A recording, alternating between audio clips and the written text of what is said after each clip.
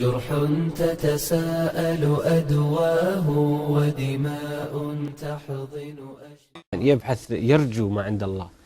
ما هي أرجى آية في كتاب الله عز وجل؟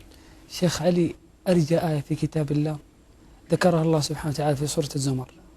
يقول الله عز وجل، واسمع وتأمل: قل يا عبادي الذين أسرفوا على أنفسهم قل يا عبادي الذين أسرفوا على أنفسهم لا تقنطوا من رحمة الله لا تقنطوا من رحمة الله إن الله يغفر الذنوب جميعا إن الله يغفر الذنوب جميعا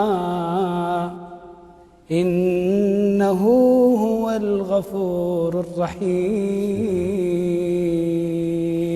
إن الله يغفر الذنوب جميعا، كل الذنوب؟ كل الذنوب شيخ علي.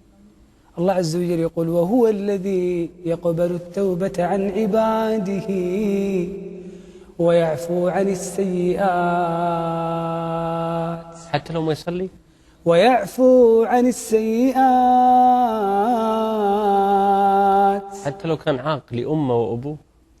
ويعفو عن السيئات. حتى لو كان غارق في الربا؟ ويعفو عن السيئات ويعلم ما تفعلون. جرح تتساءل أدواه ودماء تحضن